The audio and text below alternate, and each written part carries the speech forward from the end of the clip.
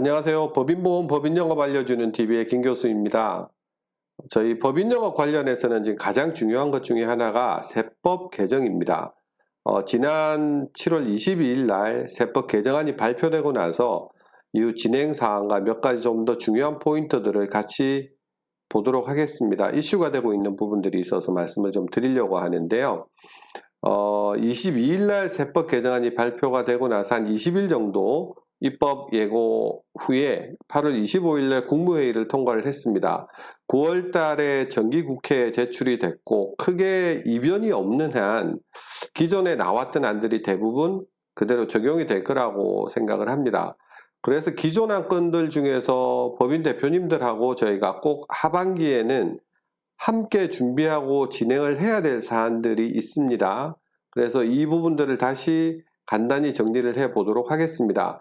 회차별로 한 항목씩 보도록 할 거고요. 오늘은 초과배당 증여이익에 대한 과세 강화 부분을 같이 보도록 하겠습니다. 자, 초과배당 증여이익에 대한 과세 강화 부분입니다. 최대 주주가 자신의 배당을 포기하고 특수관계자에게 초과배당을 지급하는 방식, 즉 초과배당이라고 하는데요.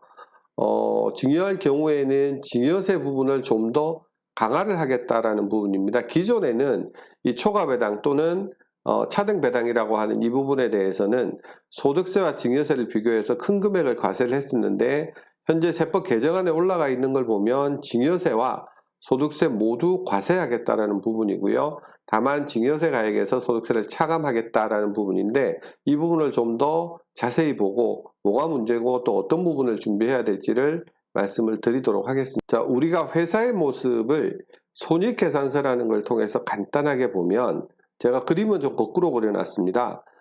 매출액 10억 정도로 한번 가정을 해 보겠습니다. 10억 정도의 매출에서 매출 원가가 한 3억 정도 발생을 했다라고 하면 이 3억을 제외하면 매출 총 이익이 됩니다. 한 7억 정도 되고요. 여기에서 판매비, 관리비를 제외하면 영업이익이 됩니다.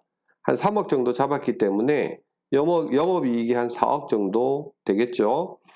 여기서 영업 외수익, 비용을 차감을 하게 되면 법인세 차감 전 순이익이 되고 1억 정도 차감을 한다고 잡았습니다. 그러면 이 법인세 차감 전 순이익이 한 3억 정도 됩니다. 법인세 비용을 7천 정도 보면 당기 순이익은 2억 3천 정도 나오게 됩니다. 회사는 주총을 통해서 배당 결의를 하게 되고요.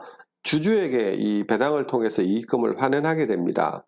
아니면 이 이익금을 유보시킬 수도 있습니다. 유보시키게 되면 이것을 이익잉여금이라고 합니다. 만약에 이게 쌓이게 되면 미처분 이익잉여금이 되는 거고요. 실제로 내년도부터는 이 발생되는 이익잉여금 부분도 문제가 됩니다. 다음 시간에는 이것도 한번 같이 보도록 하겠습니다. 근데 이제 문제는 우리나라의 중소기업 형태가 대부분 가족기업이나 오너 중심으로 지분 구성이 되어 있다는 겁니다. 많게는 대표님이 거의 100%를 갖고 있는 기업도 많이 있어요. 회사가 벌어들이는 수익이 대표님한테로만 집중이 되기 때문에 결국은 세금도 대표님만 늘어나게 되는 구조를 갖고 있고요. 그러다 보니까 대표님들 같은 경우도 굳이 배당이나 뭐 소득을 높이지 않고 쌓아두게 되는 경우가 아주 많습니다. 더 문제는 이 가족들의 주 소득원이 대부분은 이 법인 기업들인데 이 가족들의 미래 세금 재원이라든지 또는 이런 부분들을 가족의 이런 부분을 통해서 또 가족의 자금 출처를 만들고 해야 되는데 이런 것조차 하지 않는다는 게 이제 가장 큰 문제고요.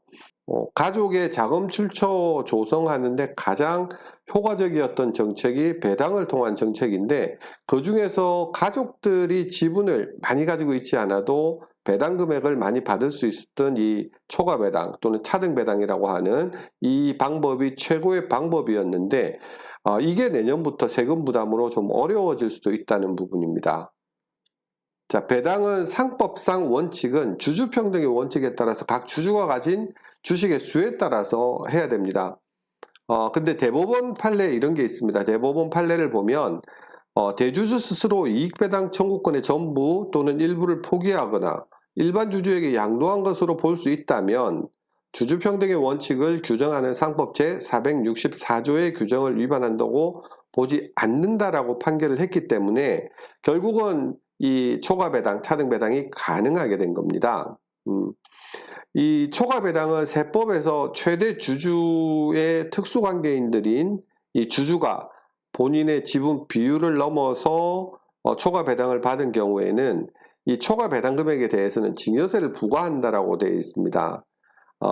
다만 이제 단서 조항이 붙죠. 증여세와 소득세를 비교해서 큰 금액을 과세한다고 되어 있습니다. 네.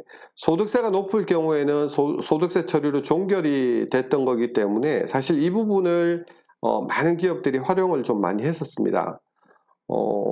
좀 큰 금액들을 초과 배당했던 기업이나 대표님들 같은 경우에는 매년 이 초과 배당을 하고 이 부분을 소득세 처리로 종결할 수 있었기 때문에 몇십억에서 많게는 몇백억도 초과 배당을 계속 할 수 있었어요. 매년 할 수 있었고 이걸 그냥 증여로 처리하지 않고 그냥 다 소득세로 처리할 수 있었다라는 거죠. 증여가 합산이 안 되기 때문에 장점이 많았습니다. 근데 이게 내년부터는 다 증여로 합산이 된다라는 부분이고요. 누진과세로 인해서 결국은 최고세율 적용이 되고 10년 이내에 또 증여세라는 부분은 상속이 발생하면 상속세 과세 합산이 되기 때문에 여러 가지 문제가 지금 발생이 될 수 있습니다. 그래서 향후에는 아마 내년 이후부터는 고액의 초과 배당하기는 쉽지 않을 거라고 생각이 됩니다. 개정 내용을 보면요. 기존에는 소득세, 증여세 비교해서 큰 금액 과세한다고 아까 말씀드렸잖아요.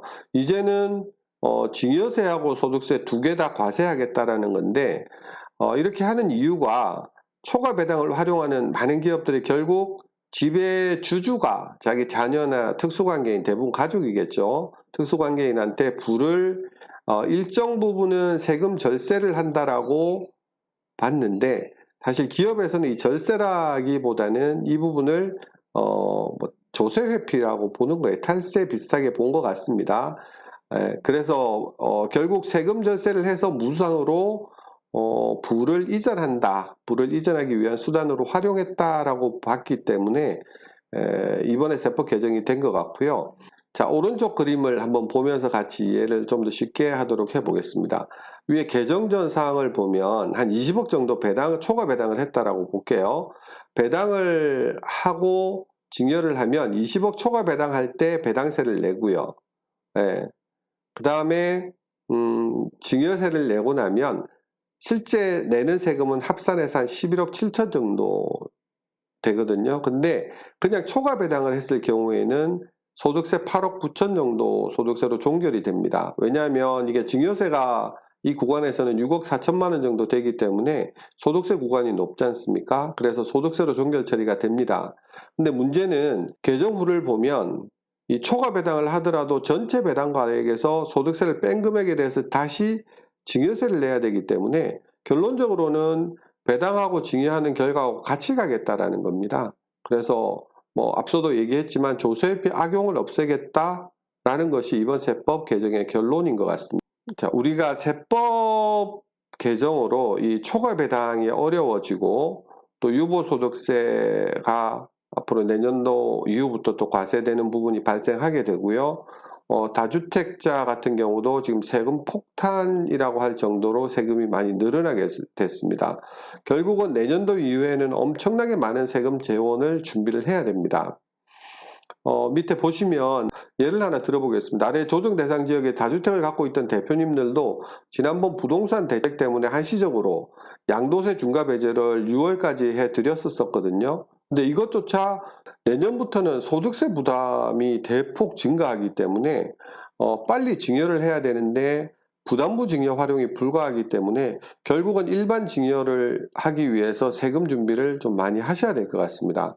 그러니까 이런 측면에서 보면 지금 제일 우선적으로 준비하고 보셔야 될 부분들이 첫 번째는 우리 기업의 대표님들, 자녀나 가족들의 주식 증여가 돼 있는지, 회사의 주식을 대표님만 다 갖고 계신 게 아니고 자녀들도 단 1%라도 갖고 있어야 되는 부분이고, 만약 그게 없다라고 하면 이 증여부터 먼저 시행을 해야 되는 부분이고요.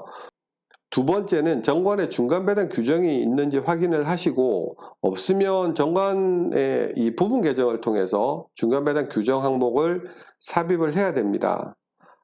그리고 아주 중요한 부분은 뭐냐 하면 중간 배당을 통해서 차등 배당을 실행할 경우에는 일반적인 중간 배당하고는 좀 다르게 반드시 주총을 거쳐서 해야 됩니다. 아시겠지만 정관에 규정하는 경우에는 일반적인 중간 배당 같은 경우는 이사회 결의로 가능합니다. 근데 중간 배당 하면서 차등 배당을 같이 할 경우에는 반드시 주총 결의를 해야 됩니다. 아래 중간 배당 규정인데 참조를 하시고요. 지금 코로나 2.5단계 시행이 되고 있기 때문에 코로나로 인해서 대표님들 만나기는 상당히 힘들고 어렵습니다. 그럼에도 불구하고 우리 많은 대표님들 역시 시간이 부족하세요. 예. 지금 저희가 같이 대표님들하고 해야 될 부분들이 상법적인 절차를 거쳐가야 되기 때문에 어느 정도는 뭐 증여도 해야 되고, 그다음에 정관도 바꿔야 되고, 또 배당도 시행해야 되고, 이 부분들이 어느 정도 시간 확보가 필요하고, 이게 당연히 이 절차를 거쳐가지 않으면 나중에 문제가 될 수 있는 부분이기 때문에 시간 확보가 가장 시급한 부분이에요. 그래서 대표님들한테는 지금부터 해야 될 이 시급함과 꼭 필요함을 말씀을 드리고 세금에 대한 준비, 이 부분들이 최대한 잘 되셔가지고 어느 정도는 절세를 할 수 있도록 하셨으면 좋겠습니다. 다들 코로나 조심하시고 건강하시고 다음 시간에 뵙도록 하겠습니다.